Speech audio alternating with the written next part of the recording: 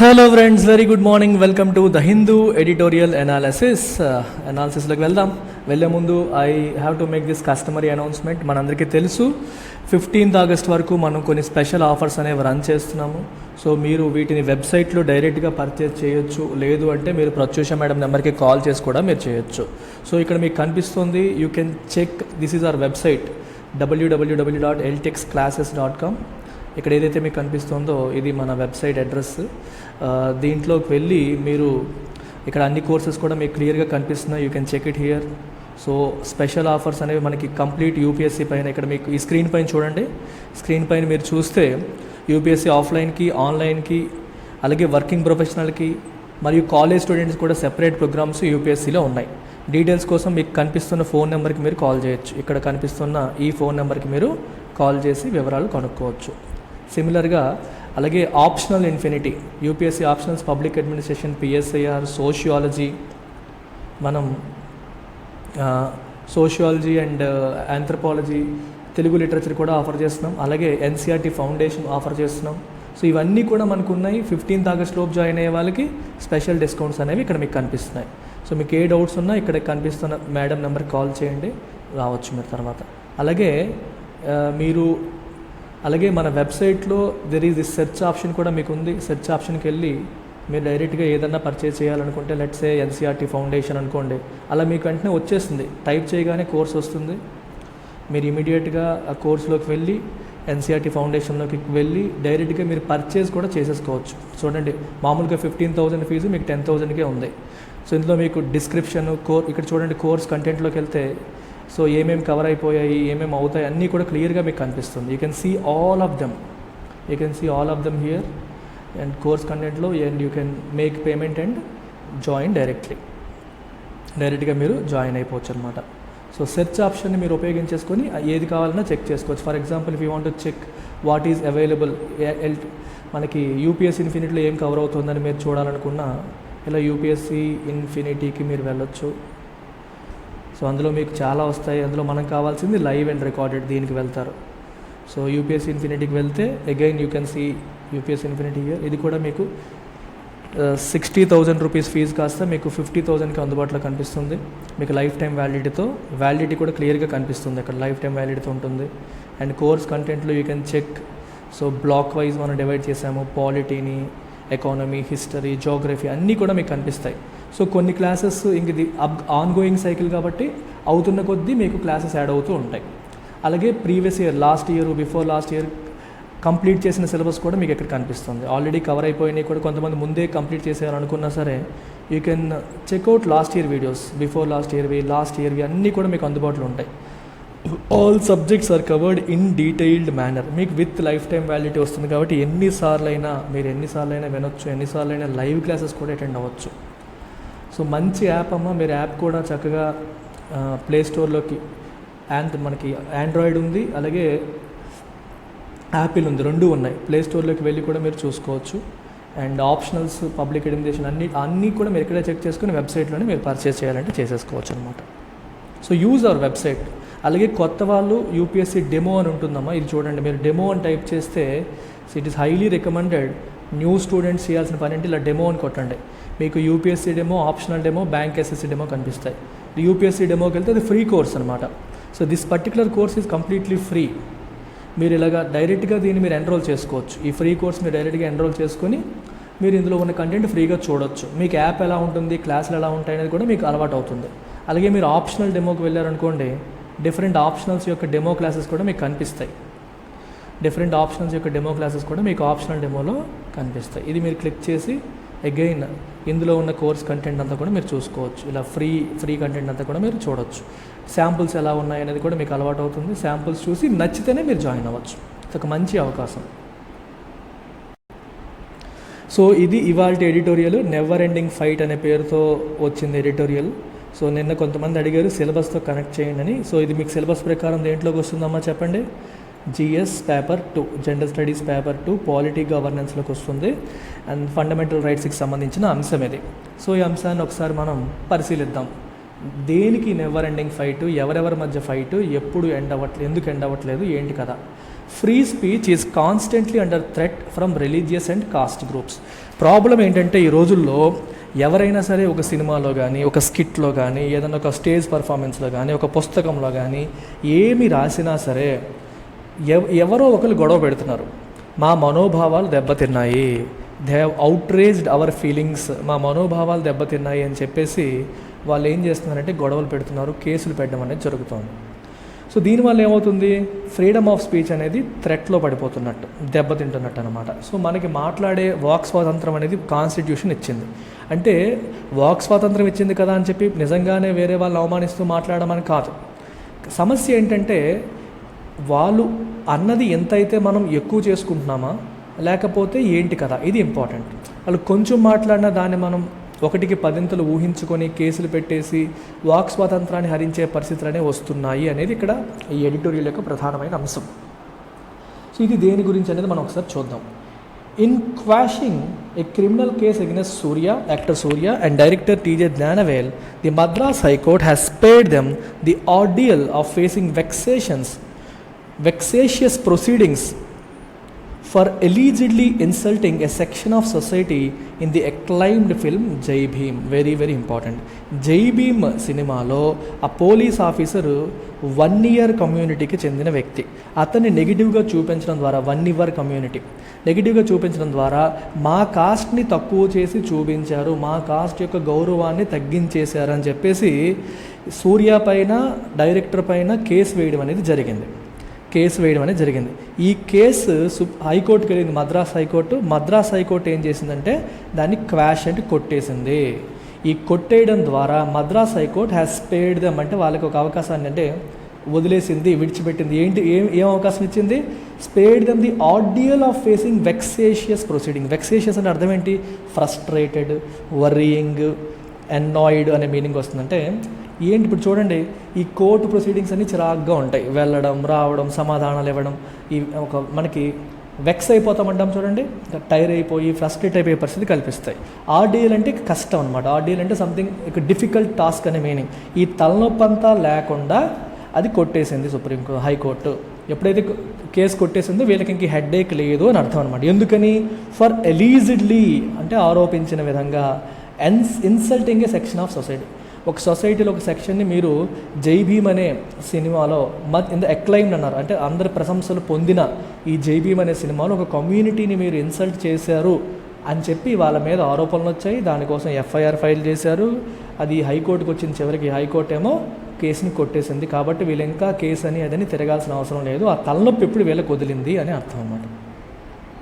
The FIR, వీళ్ళపైన file చేసిన FIR అనేది ఫస్ట్ ఇన్ఫర్మేషన్ రిపోర్ట్ అనేది సైట్ అంటే షో యాజ్ రీజన్.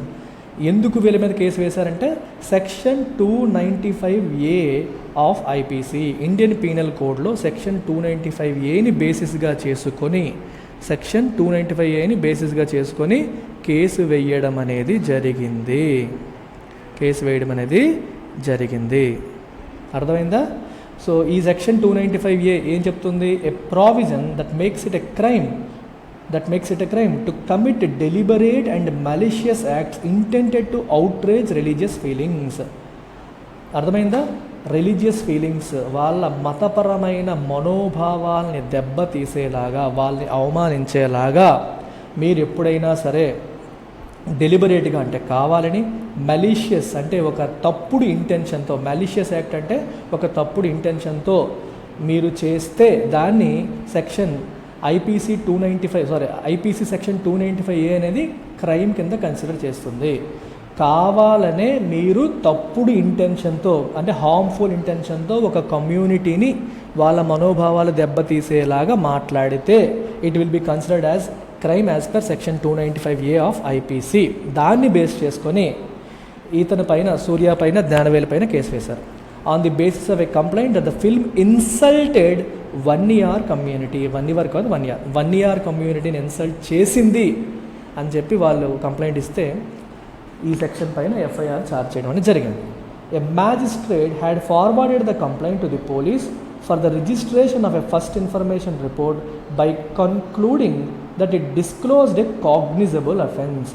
మ్యాజిస్ట్రేట్ ఏమో ఇది ఒక కాగ్నిజబుల్ అఫెన్స్ అని చెప్పి కన్క్లూడ్ చేసి పోలీసు వాళ్ళకి ఎఫ్ఐఆర్ రిజిస్టర్ చెయ్యండి అని కూడా చెప్పడము జరిగింది.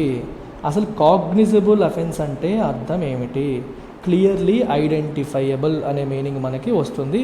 ఇది with in the jurisdiction of court కిందకు వస్తుంది మనం అని చెప్పి చెప్పొచ్చు అనమాట.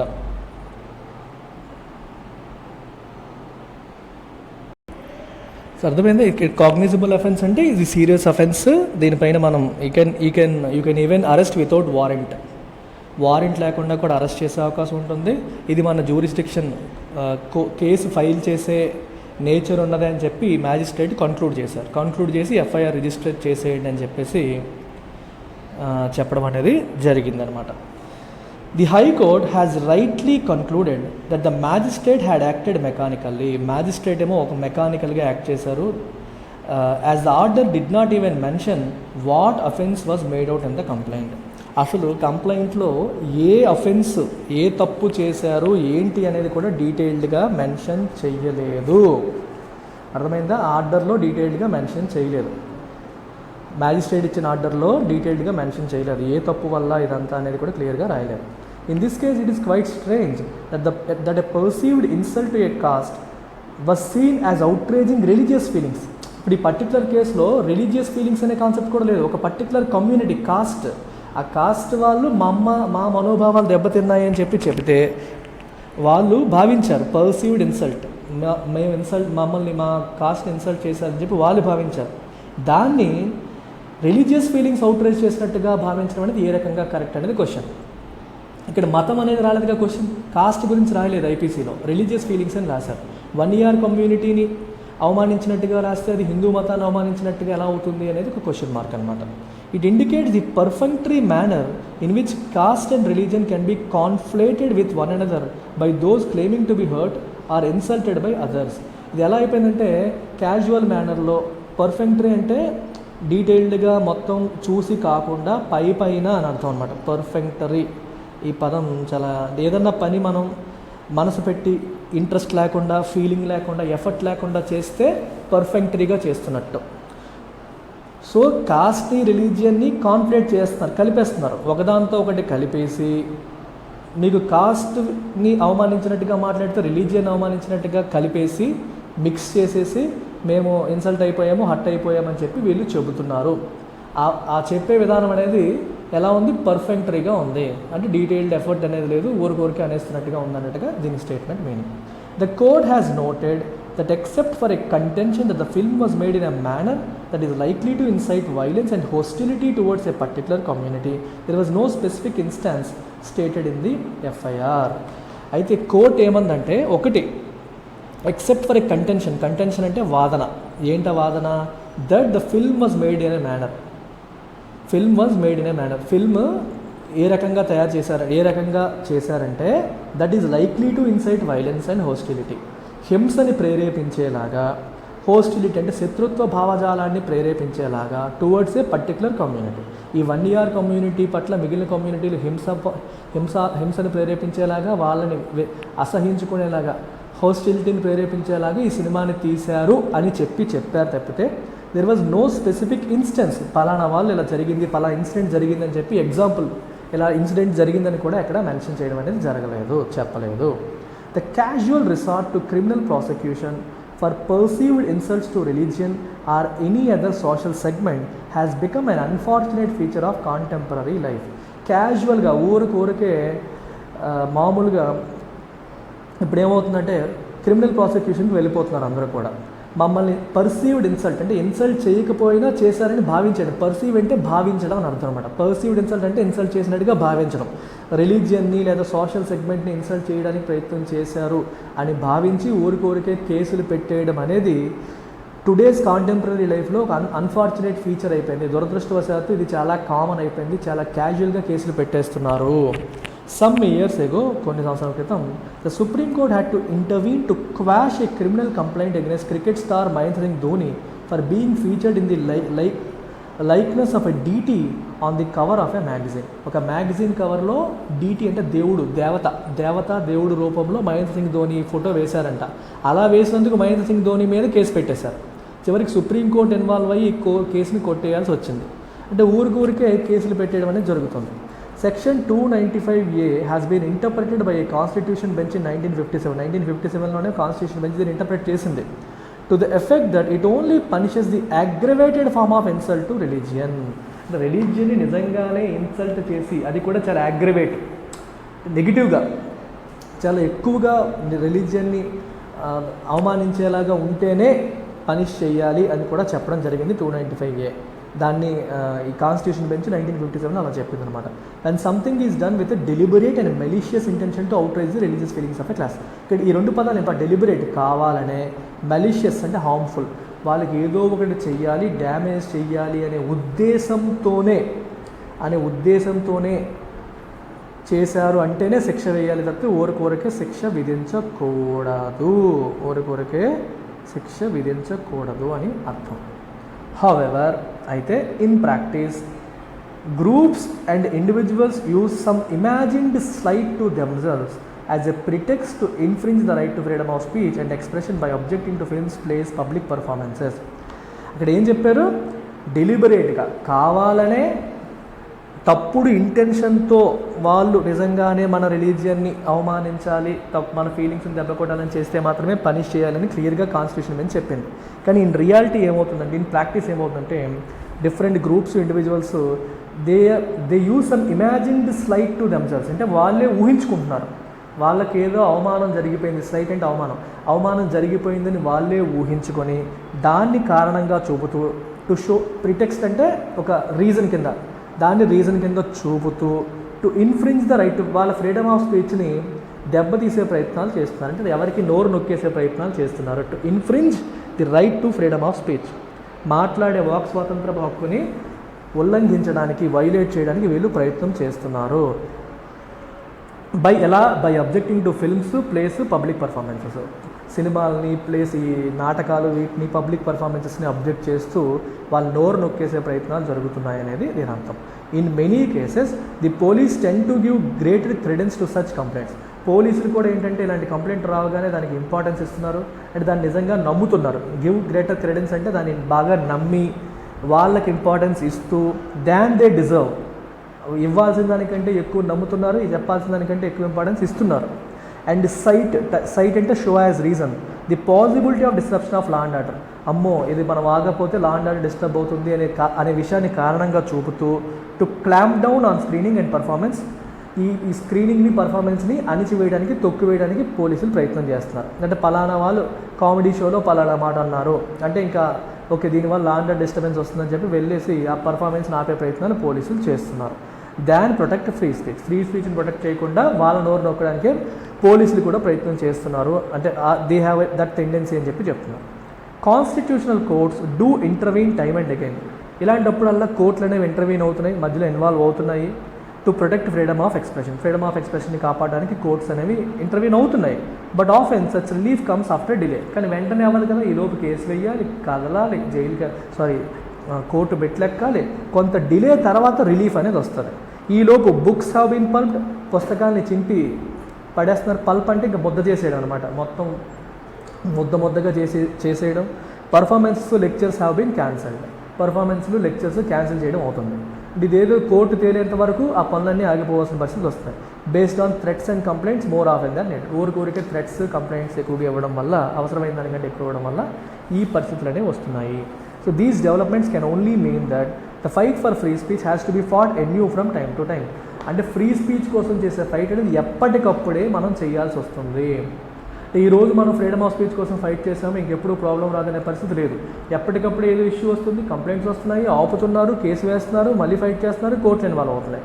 సో కోర్టు ఇన్వాల్వ్ అయ్యి చెప్పేంత వరకు వీళ్ళకి డిస్టర్బెన్స్ జరుగుతూనే ఉంటుంది. ఎప్పటికప్పుడే ఫ్రీడమ్ ఆఫ్ స్పీచ్ కోసం ఫైట్ చేయాల్సిన పరిస్థితులు అనేవి వస్తున్నాయి అనేది ఆర్టికల్ యొక్క ప్రధాన ఉద్దేశం.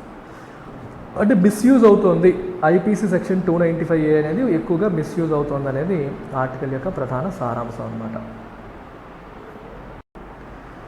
సో ఇదమ్మా చూసుకోండి, మీకు అన్ని పోస్టర్స్ కూడా గ్రూప్లో పెట్టాను, దీంట్లో ఉంటాయి, మీరు ఒకసారి చెక్ చేసుకొని try to join the courses before 15th of August. తర్వాత మళ్ళీ అడిగినా నేను తగ్గించలేను, డిస్కౌంట్స్ అనేవి ఇవ్వలేను.